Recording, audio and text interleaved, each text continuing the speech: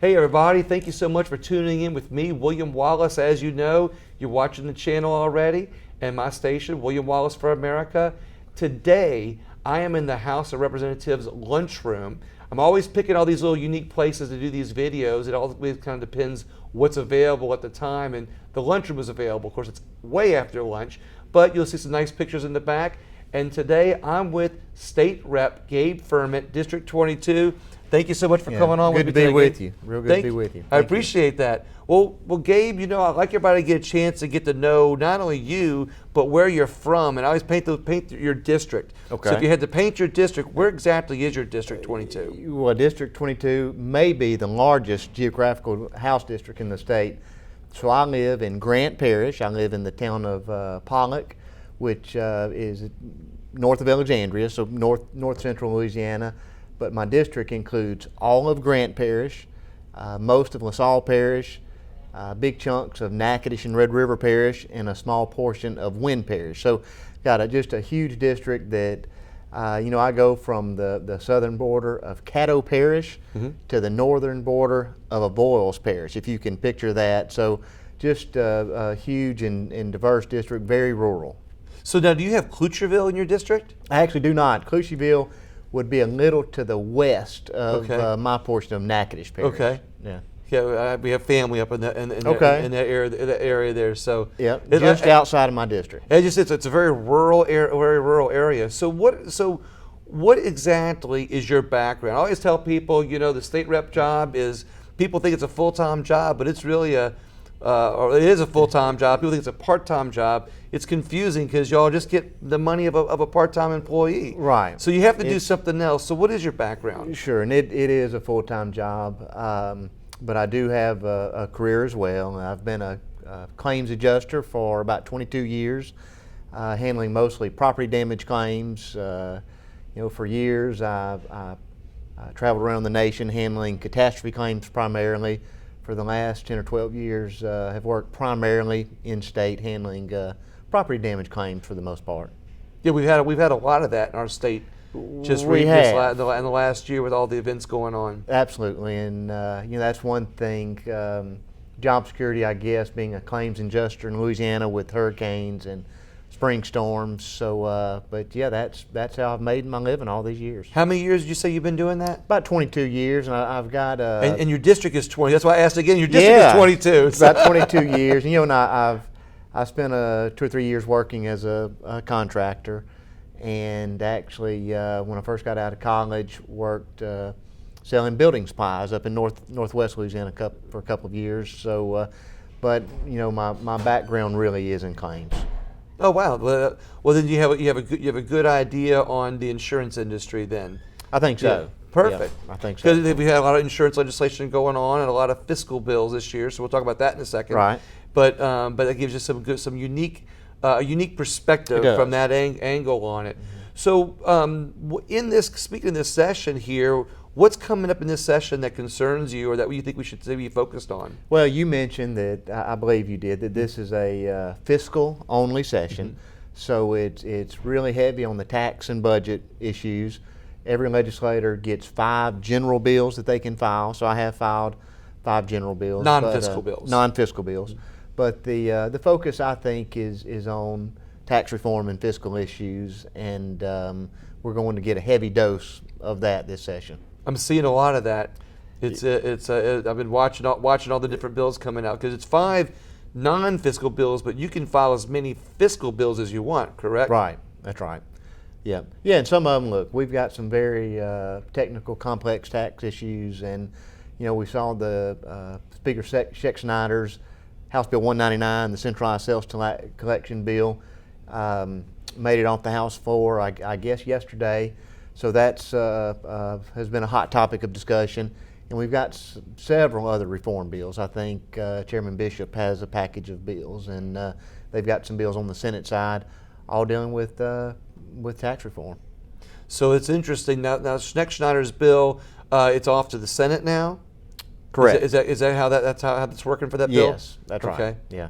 And I'm hopefully they're favorable to it because it sounds like it's a good idea. It has a lot of support right now. I think so. Yeah, I believe our vote yesterday was 96-4 in Okay. favor, and so certainly philosophically, I'm 100% behind it. It just makes sense. Whatever we can do to make things easier for business to operate in our state is something we need to be focused on. Some of the local government folks had some concerns, and I think for the most part the speaker has done a good job alleviating those concerns and bringing everybody on board. So I think we've got some hurdles to get through yet on that bill, but very optimistic that we're going to see that legislation pass. And hey, that's a very positive step in the right direction. And we need that for our state, something that helps attract businesses. What concerns you? Do you have any concerns? I don't want to go from a positive to a negative, but what concerns you about this next legislative session? Not as for it being a fiscal section, I guess for our state, is there a concern? I guess my concern would be, and I don't know that there's any specific legislation I'm concerned about. In general, for our state, fiscally speaking. Jobs. I mean, and for me, it's all about jobs. When I was campaigning a couple of years ago, it didn't matter what parish I was in, which part of my district I was in. Time and time again, I would sit down with people at the kitchen table, and they would talk about their children, their grandchildren, who have left the state for better employment, for better job opportunities. So, for me, that's something. Look, we have got to become more attractive to business, and a lot of different things we can do there. Tax reform is a big part of it. Education is a big part of it. Infrastructure is a big part of it. But we've got to bring business in. We've got to build our tax base up so we can afford those good roads, good law enforcement, good schools. And I like that. I'm hearing this from more and more legislators. You worded it a little bit differently, but when you say increase our tax base, when you increase our tax base, you're spreading out the taxes that are much needed for our state amongst a lot more people. So when you have that vision of how to create jobs, bring industry in here, we keep our children here. We increase the tax base so nobody's paying more than they have to. Absolutely, absolutely. So yeah, if we can grow our tax base through growing the economy, then we don't have to look at raising our rates. I mean, who wants to pay more taxes? Right. So let's have more people paying lower taxes. So look, my philosophy when it comes to taxes, broader base, right, lower rates, and simpler. And I think the simplification is something we see in the centralized proposal. So yeah, broader, fair, simpler, that's what it's all about for me. So talk to me about your legislation. What are your bills that you want to talk about? If you want to talk about the 5 non-fiscal, or do you want to talk about some of your fiscal bills? What's some of your legislation? Well, and I don't have any fiscal bills, so mine are strictly non-fiscal bills. So I've got 4 insurance bills. One was just a real minor technical bill I brought on behalf of the Department of Insurance. So nothing major there, but I've got... I interviewed Jim Donelon last week. You did? Yeah. Well, hopefully Commissioner Donelon will come on board with 3 of my reform bills. Okay. So I do have 3 bills that are designed to reform the way we handle property damage claims. And Hurricane Laura, not only did it devastate southwest Louisiana, we had 110 mile per hour winds in Grant Parish, where I live. And so really from southwest Louisiana up through the middle part of the state, we have been dealing with really severe problems with how insurance companies are handling property damage claims. And 8 months after the storm, we've got 2 school campuses in Grant Parish that are still closed because they can't get their insurance claims resolved. The campus where my wife teaches and my daughter attends 5th grade, 8 months after the storm, no cafeteria, no roof on a couple of the buildings. So everywhere I go, I talk to people who are having to fight to be treated fairly by the insurance companies. And look, as a claims adjuster or somebody who takes pride in their profession, it's very difficult to say that. Right. but we've got people who are having to fight and essentially beg for every dime, Right. just to get back to where they were before the storm. We've got folks that have been passed around from one adjuster to another. We've got engineers and consultants working for the insurance company, in my mind, to minimize payment. So Right. there's a lot of serious structural problems with insurance companies and their approach to claims handling. So I've got some bills that would address that, and I'm very optimistic that I'm going to get my colleagues behind me, and we're going to get some real reforms through this session. It sounds pretty good, because you never, I guess, realize how hard it is to make a claim until, one, you've either made a claim, or two, in what you're explaining, made a claim when there's been a major catastrophe, not just one, but there's been a couple. That's right. Overlapping ones, and so now there's a lot. It's a lot harder for now. I always thought in terms of people getting the money, but you're telling me that businesses or schools and public entities are having a hard time getting their money. Oh, absolutely. It's not just homeowners. It's renters. It's business owners. It's big municipal accounts or governmental accounts, and it's a multi-layered problem. There's lots of problems there. One of the problems is, in my opinion, the companies have moved to an over-reliance on things like remote claims handling, using technology.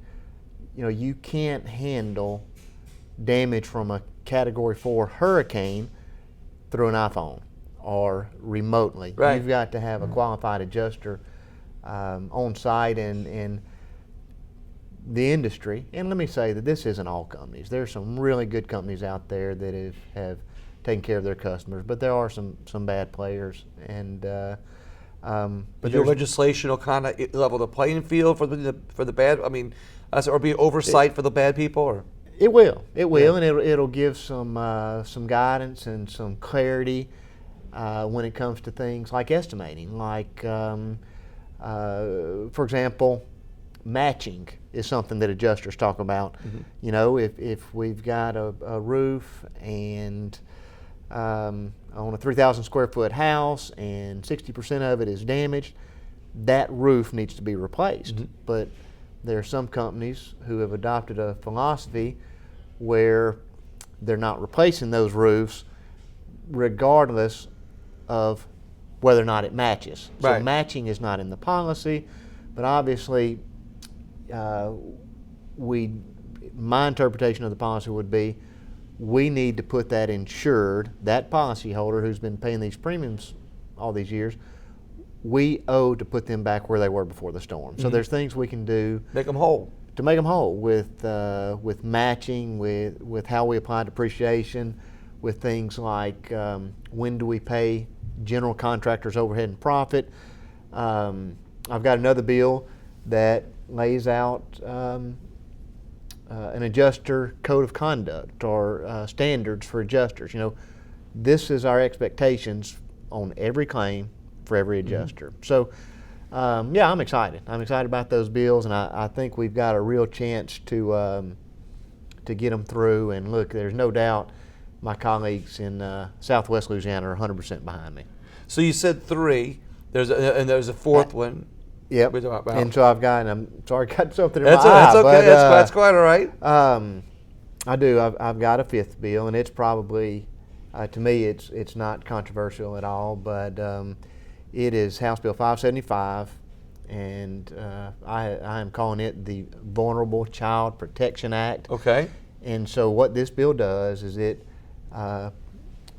prohibits giving experimental drugs, non-FDA approved drugs like puberty blockers and cross-sex hormones to minors. Okay. It would also make it illegal to perform, again, experimental, invasive, basically mutilation surgeries mm-hmm. on minors as well.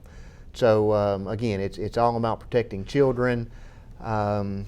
This discussion is kind of at the forefront of cultural, the cultural, I hate to use the term wars, but let's face it, Right. we're in some pretty significant cultural battles, and this is a real problem. And once you dig into it and you hear stories of children who went through this, who experienced this confusion with their identity and were coerced or encouraged to take these experimental drugs. We're talking about drugs that stop puberty. They interfere with a natural process. I agree. Yeah, exactly. At a time when we're really vulnerable in entering puberty. Children are so vulnerable, and emotionally, psychologically, there's so much going on. And is a young person, as a child, ever able to make a decision that will affect their bodies, not only their bodies, but their entire person for the rest of their lives? Right. And a lot of these procedures are irreversible. We're talking about infertility for the rest of your life, physiological changes that really are not reversible and never go away, and not to mention the serious mental health potential side effects from these procedures. What's interesting, and I'm glad to be speaking to you about this, because I like how the name of it is the Child Protection Act, you said? Absolutely, yeah. Okay. The Vulnerable Child Protection Act. And we have to consider, as adults, we have to just sometimes, I say sometimes, all the time, be the adult of the room that says, regardless of ideologies, regardless of what we might believe as adults, we cannot impress those ideologies or ideas or thoughts on children. And that's kind of what my takeaway is, that you're basically saying to the adults who don't want to think that way, that, and correct me if I'm wrong, this is just my interpretation, say, hey, look, let's let children be children.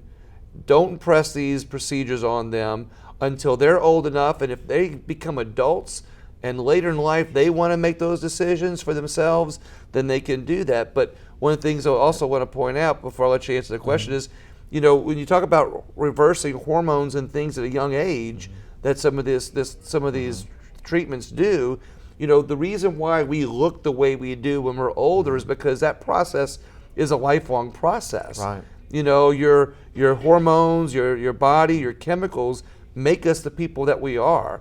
And if we let children do that before they're able to decide what their favorite color is, Sure.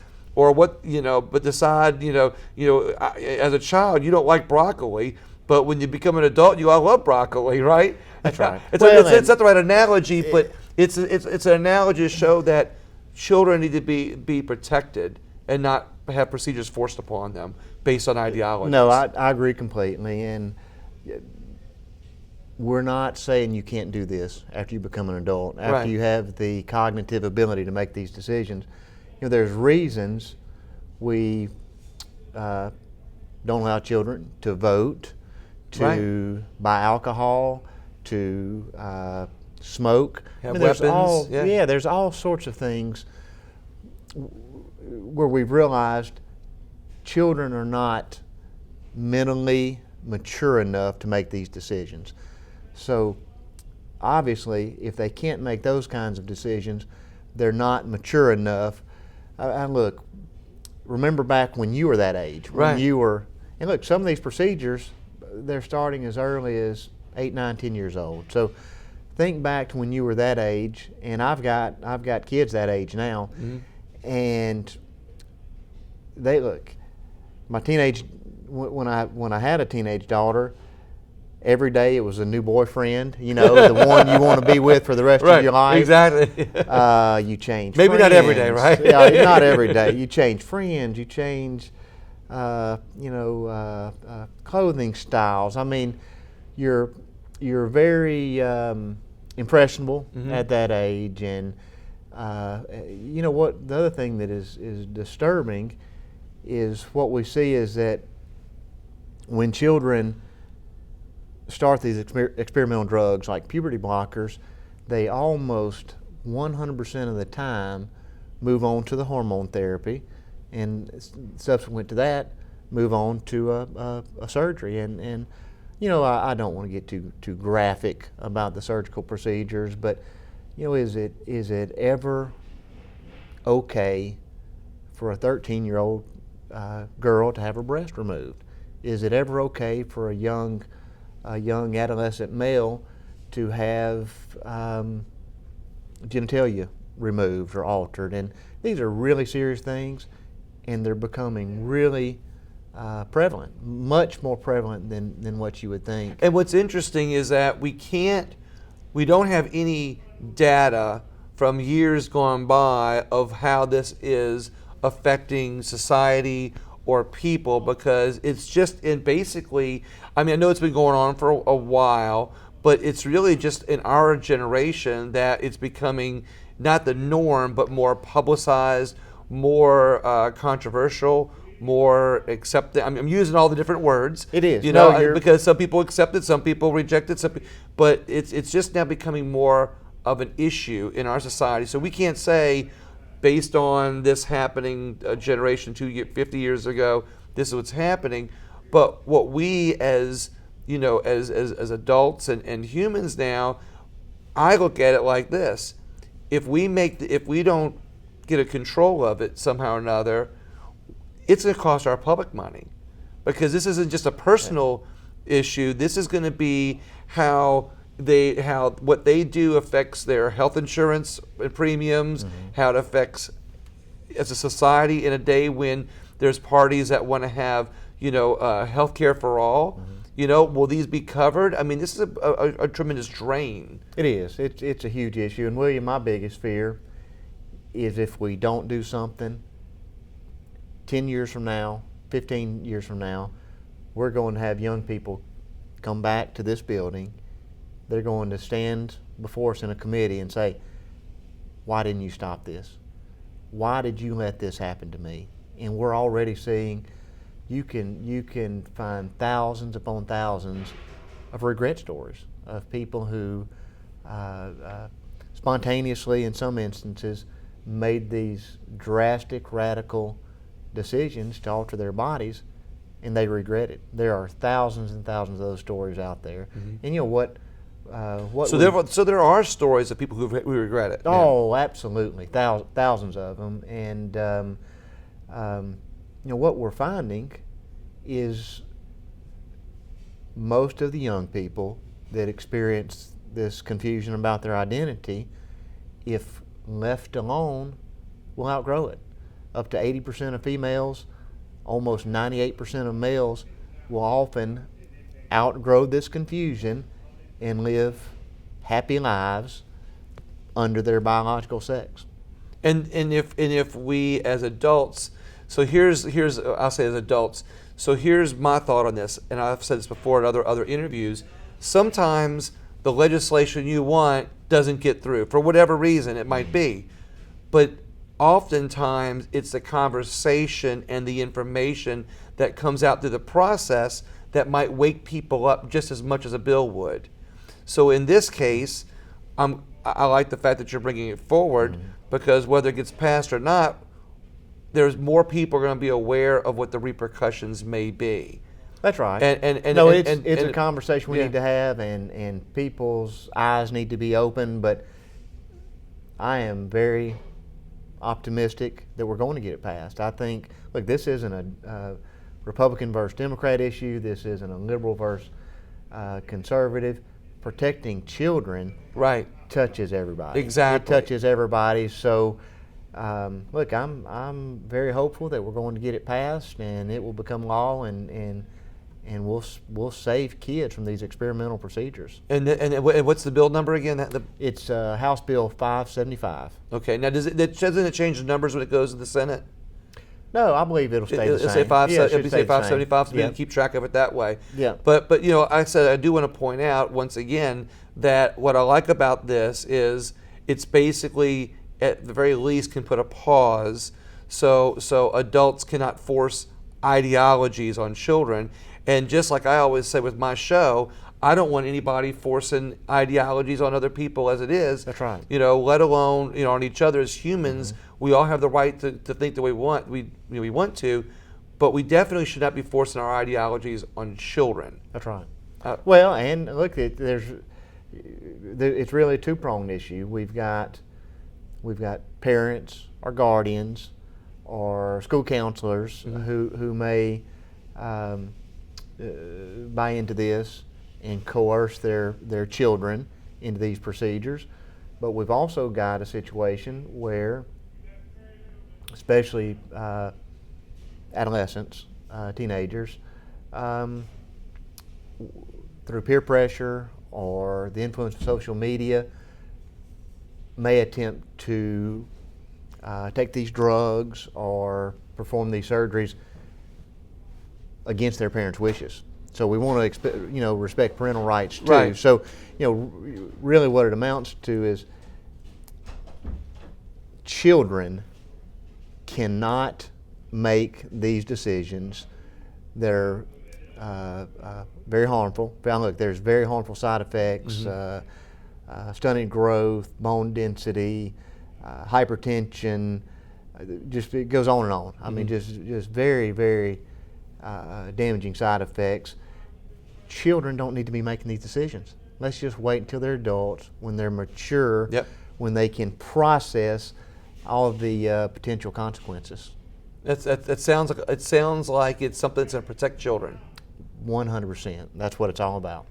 Well, Gabe, is there any other thing you want to talk about? Any other legislation that you want to keep? Is there other legislation you're supporting other people are doing? Anything else you want to mention? Nothing in particular. I think we've got a good group of conservative legislators who are very focused on making our state more attractive to business, so that's important. And we've got a group of legislators who care about social issues like this. And so I think we share some common goals, and look, I'm excited to be here, and I really think we're going to do a lot of things that change the state and keep our children home. I like that. Yeah. Keep them at home. Keep them at home in Louisiana. In Louisiana. I like the fact that not only are they concerned about fiscal matters, but concerned about our children. Right. I like that. Yeah. Well, Gabe, thank you so much for being on today. Yeah. I really appreciate it. Thank you. Thank you very much. And everybody else, look, this is a real good video. I think it has real good information, and please share it with everybody. But also on my platform, William Wallis for America. Remember, it's WALLIS. You can find me on Facebook, YouTube, and my podcast on any podcast app. As a matter of fact, this video will be on podcast like everybody else, every other video is. And take a look at it or listen and share the message. Thank you so much. Have a good day.